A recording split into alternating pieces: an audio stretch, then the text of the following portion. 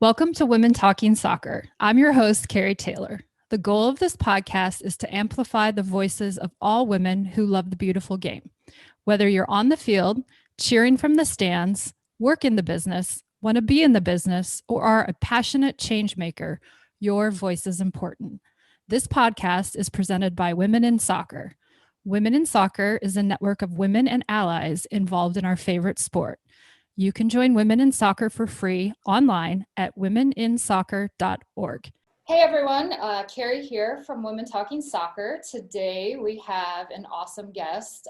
Heather Dyche is on today, and she is going to tell us about her running for Vice President of United Soccer Coaches, and also share with our listeners all about her career and her background in the game that we all love. So Heather, welcome to the show. We're excited to have you. And, just start off by giving our listeners a little bit of a summary of who you are and where you've been and what you're involved in.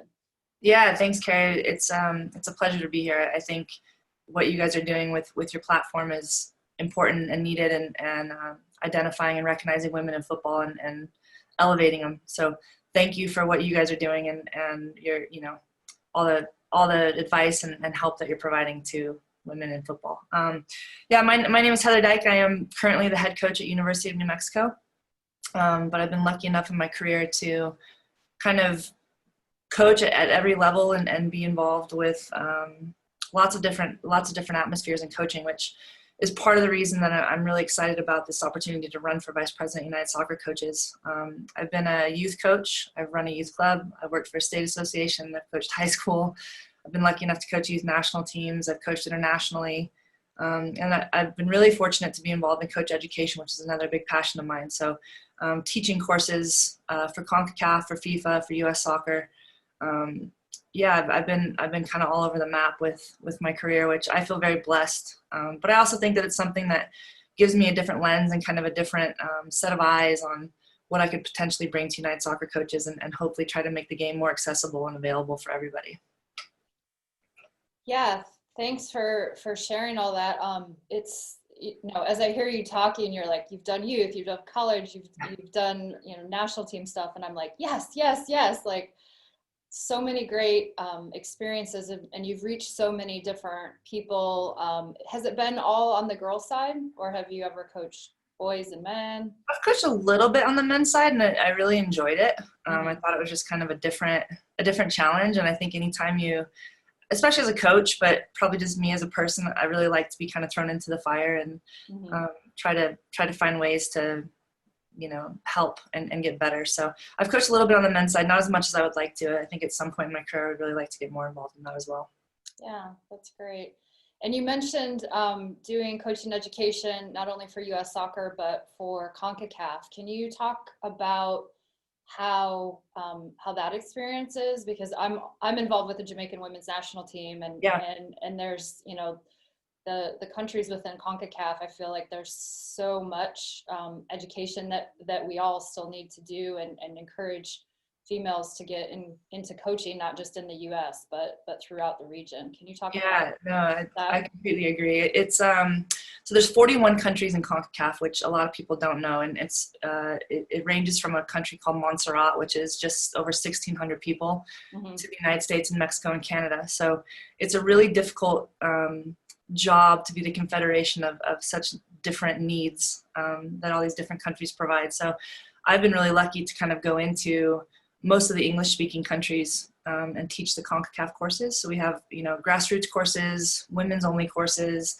all the way up to a CONCACAF B license now. And I've been in that since kind of the ground up. So I feel really fortunate I've been able to do that. And it's one of the great parts about it. I'm sure that you've had this with Jamaica, but the motivation is different. I think a lot of times, like with the U.S. courses, it's kind of to climb the ladder or to get a better job, or the degree holds a different value here. Whereas if you get a license in the CONCACAF region, typically it's just purely for the passion of the game. Like it's people that just want to better themselves. So I've really enjoyed that experience and kind of a different platform. Yeah. Well, thank you for taking the time and investing in women, not only in the U.S., but within the region. And that's super important for women to have other women being the instructors, because a lot of times that isn't the case. So thank you for your work there. So let's get into the nitty gritty here. Talk about why you're running for United Soccer Coaches. Maybe give our listeners, there might be some people that don't know what United Soccer Coaches is as far as an organization, but kind of talk about why you want to be the vice president. Yeah, so United Soccer Coaches, for those who aren't really familiar, it's a association for all coaches, whether you coach youth, high school, club, developmentally disabled. Like they represent everybody, which to me is something that is really unique. And I think the great part about United Soccer Coaches is that their sole goal is to give back and to make the game more accessible and to advocate for people that aren't always equally represented. And that to me is something that I'm really passionate about. And I think because of my background, and I really do know what club coaches are going through. I know what state associations are going through. I know what colleges are going through. And then on top of that, you throw in this pandemic. Yeah. I just think, yeah, but I think you can see the problem, or you can be part of the solution. And what I want to do is find ways to advocate and to help and to try to get soccer back up and running in our country as soon as we can safely do that. And to support coaches that have been, put out of business in clubs and organizations, and try to help. And I think United Soccer Coaches is the best platform to do that.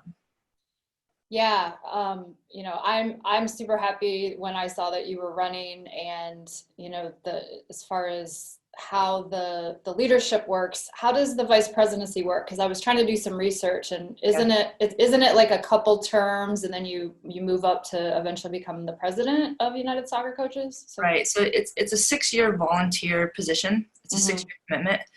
It's 4 years serving as a vice president, and typically those vice presidents are helping with committees or helping with whatever strategic planning the organization is working on, and then 1 year as president, and then 1 year as past president, all volunteer. But it's a 6-year commitment, which is a big one. But I also think that time allows for you to actually impact change, whereas if it's a 1-year commitment, you're kind of in and out, and I think that's probably too much movement. So yeah, I'm following in the footsteps of not a whole lot of women to run, but certainly some really badass ones that have gotten there and really made change, and I aspire to try and follow in their footsteps. Yeah. So who can vote for it? Who can help you become vice president? How does that work? Any active member of United Soccer Coaches, so anyone that's paid their membership fee, can vote. You can do that on their website, and actually they sent all active members a email that you can vote directly from there. It takes 20 seconds, but mine went to my spam, so you have to make sure it's not in your junk mail. Okay, that's good to know. I logged into my account, and I found my email was associated with an old job, and I didn't get the email, so I've been emailing United Soccer Coaches like, I need my ballot. Yeah, I couldn't find mine either, so you got to dig a little bit. Yeah. So the voting started when? It started January 3rd, and Okay. it'll close I think the 13th. Okay. So coming up here pretty quick. Okay, and that is kind of feeding into the national, or the Soccer Coaches Convention, which this year is going to be online. Are you doing anything? Are you presenting with the United Soccer Coaches Convention at all? No, actually, I'm not this year. There's been so much going on. I just couldn't quite find the time this year, unfortunately. But I'm really looking forward to it, and I think, man, the amount of work that they've done to take that convention and make it virtual is just kudos to everybody involved, because it's going to be cool, and they have some really great presenters that will be doing it again this year. So I'm looking forward to just being a fan this year and going through it all and trying to become better and gain knowledge from everybody that is presenting. Yeah, it's quite a big upheaval. I've had the opportunity to go to the convention for years and years and years. And last time when it was on the West Coast in LA, I helped with the local organizing committee and actually got to see all the work, like getting all the teams and getting all the volunteers. And it's they do a tremendous job, and it's different this year, but I'm confident it'll be amazing, and it'll get us all fired up for next year for sure. Yeah. And it's hopefully when we can actually get back on the field again, right? Yeah, exactly. Yeah. And have the networking and have make connections with people and all that. So is there anything else you want to say about United Soccer Coaches before I spin this and ask another question? Have I missed any key things? Yeah, I mean, I think one of the big things for me is there's two things that I kind of right now that I think are really important to represent on the board. One of them is Rob Kehoe is retiring after an incredible amount of service to the collegiate program. But I think right now, really being an advocate for the college soccer programs and making sure that we have a voice in there is an important piece of it. But also recognizing that within that, I'm not blind to other organizations and what they need, youth soccer getting back involved and all these different things. But I definitely think college soccer is in a precarious position right now. And then the other thing for me is that I'm really passionate about opening a pathway for women in coaching. I mean, I think there's some incredible women that have been really, really good players, and we need to have a clear pathway of how they can succeed and get these different opportunities. And I think those two things are areas that I'm really passionate about helping with if I am elected. Well, when you are elected, because I like to speak in positives. Okay. So when you are elected, you touched on, the pathway for women in the game. And that seems to be like a conversation that we've had for years and years and years. And, the hope, like I'm in my 40s, I don't know how old you are, but it's like, how can we continue to push that needle? How can we just make it no longer a conversation about how to get more women in the game? What are some things I wish there was a magic pill for it, but yeah. One of the big things to me is I think a lot of times you see young female coaches get jobs that they're not quite experienced enough for. And I think because of that, they get put into something that they're not ready for, and they don't enjoy it, and it doesn't go well for them, and they leave and they don't come back.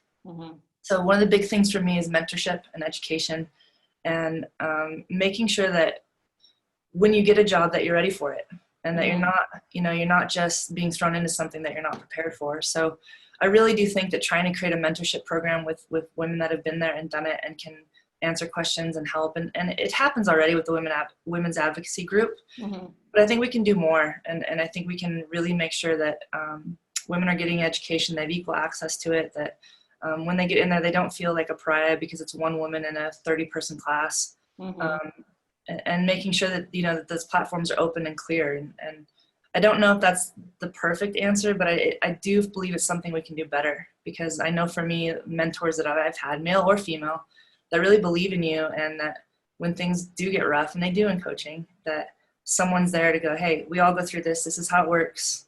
We gotcha. And I want to increase that. Yeah.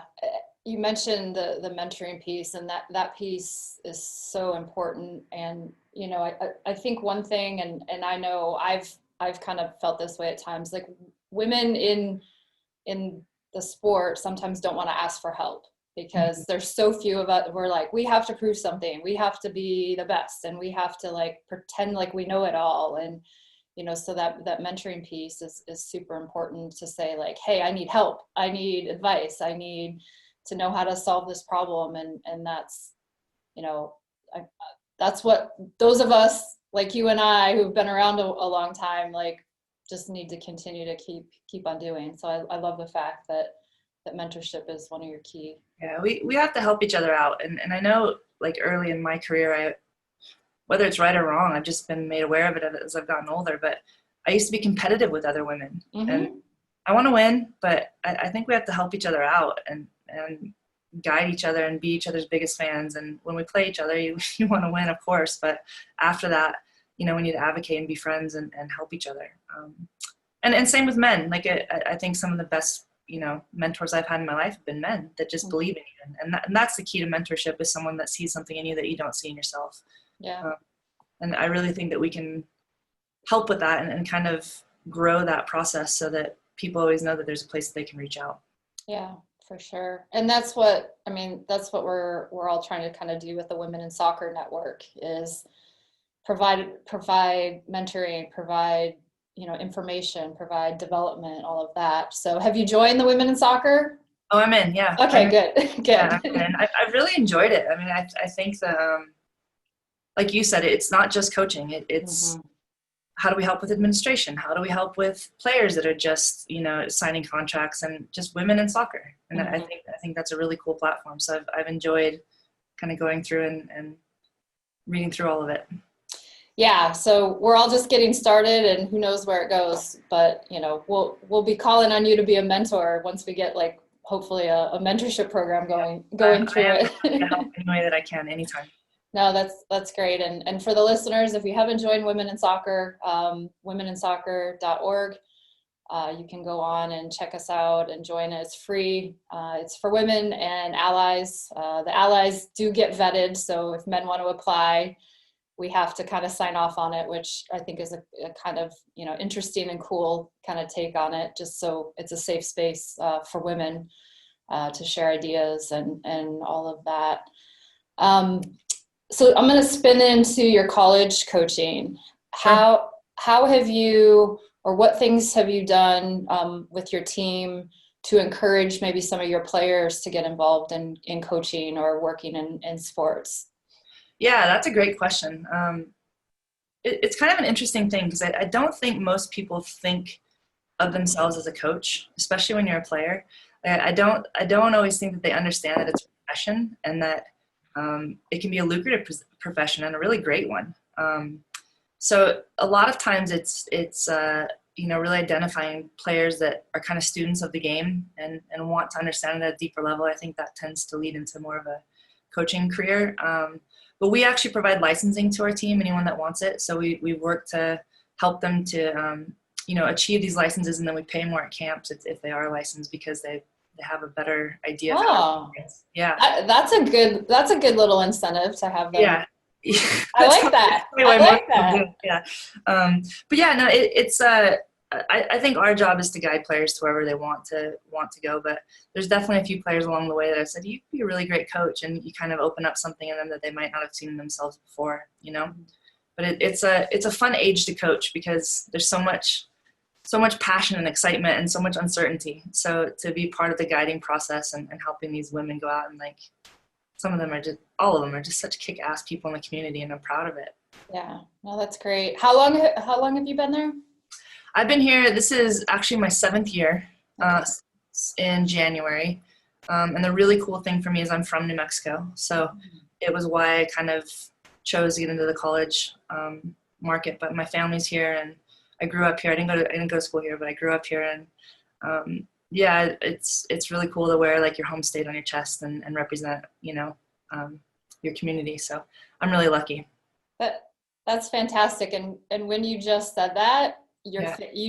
your face just Yeah. lightened up. You could see how much it means to you to coach where you're from. I am a proud New Mexican, That's, like through and through. It's a great community, and my parents get to come to my games. I get to see my niece and nephew and my brothers, and I think that is ultimately so much more important than anything else, that you get to be with the people that you love every day. that's fantastic. Um, so gonna spin this to kind of a bigger question. Where do you see the women's game in 5 years? Or what are some wishes that you have to where we can keep pushing? Yeah, I mean, I think this is a turning point in the women's game. I think what you're seeing is this massive investment internationally into the women's game, and they're seeing the payoff of it. Like, if you look at like Olympic Lyon and what they've done and made money from it, and you see like the league in England and the crowds they were drawing, pre-COVID. But there's investment now from these major clubs into the women's program, and it's paying off. And ultimately, I used to think that the U.S. was kind of a leader in that, and I think that's shifting a little, which I find exciting. I think the more disparity you have, and the more people are interested in the game, the better. I mean, Mexico's doing a great job with their league. Spain's doing a great job, and you see these countries really growing. So I think when you have that, it's going to challenge the U.S. to really step up. So I'm hopeful that our MLS teams will start to really invest in the women's side the way that some of these other teams are doing outside of the country, and that in turn they'll benefit from it, because women's football it's the future. I mean, it's especially in our country where people just absolutely love our team. So I think right now that's kind of the way I see it. Like I think there's a challenge for the U.S. to step up and invest the way that other countries are, and I think they'll see the fruits of that.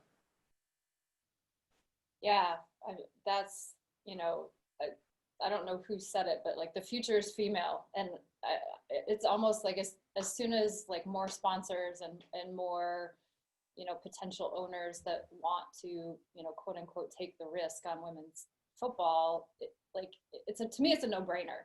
All the data has shown like the viewership just during, the NWSL bubble was like 400%.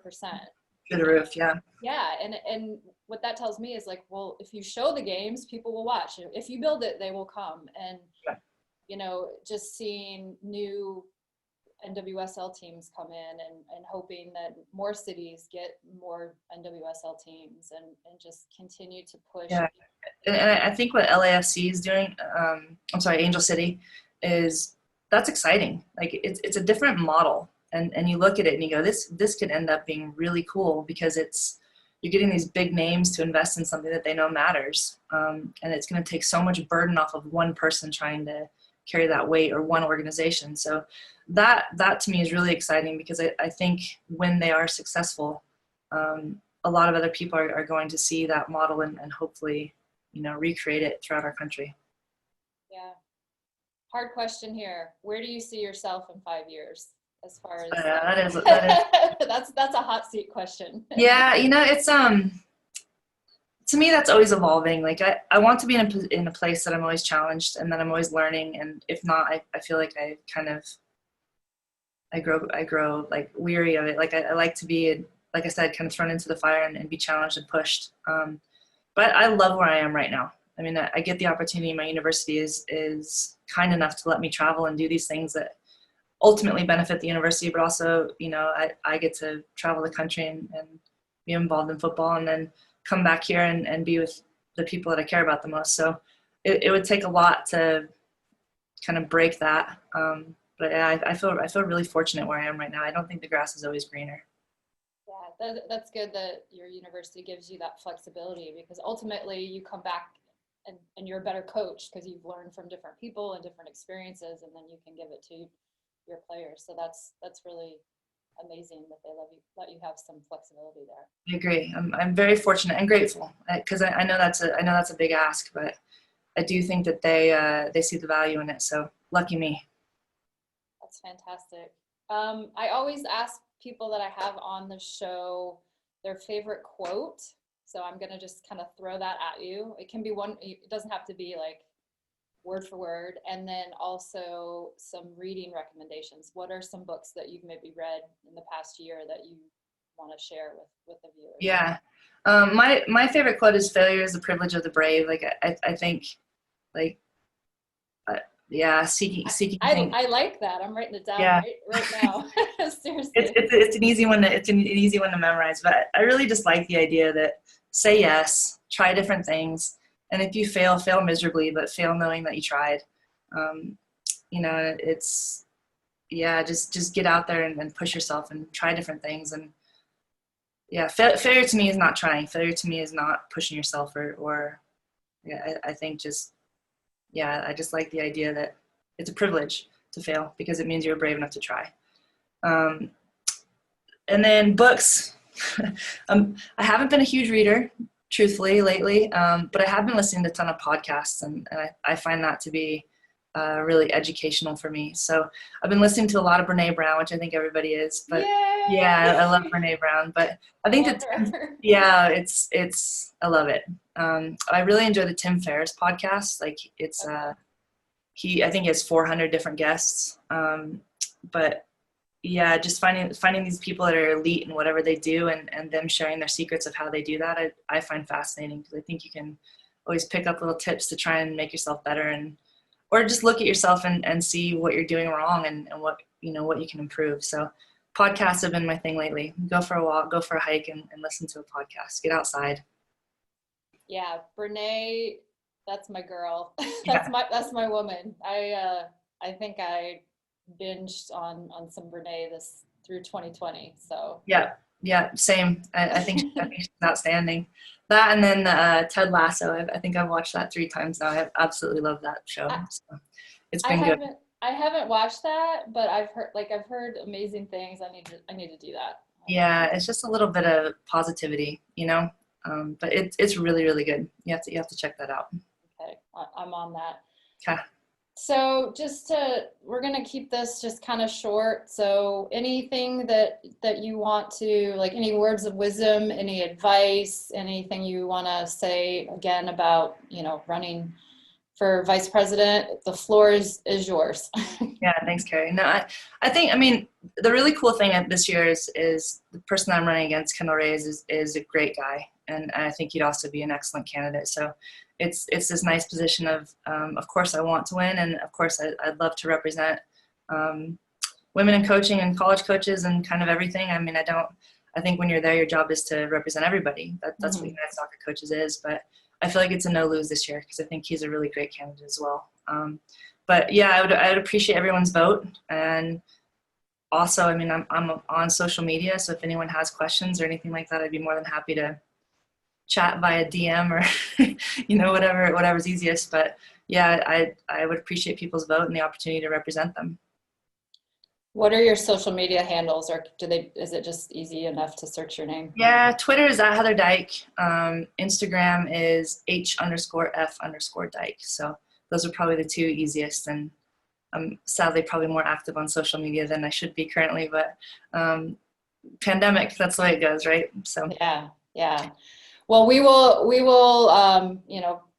push your candidacy via Women in Soccer, and super excited to have someone as accomplished and amazing and as yourself, stepping up to the plate, because like you said, it is a volunteer position for 6 years, so that's some serious commitment. And I thank you as a member of United Soccer Coaches. I thank you as a fellow female coach, and thank you for wanting to lead all the rest of us.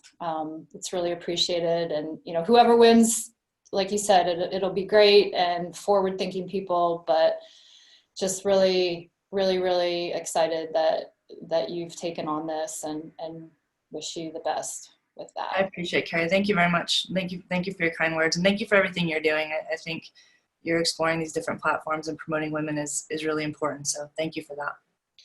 Oh, well, thank you. Yeah, so voting stops on the 13th. All of you that are members of United Soccer Coaches, make sure to check your email. If you don't get a ballot, did you say that people can go on to the... I think you can go on and log into your account and then and vote from there. Okay, so yeah. vote, no matter who you vote for, but vote for Heather. Yeah.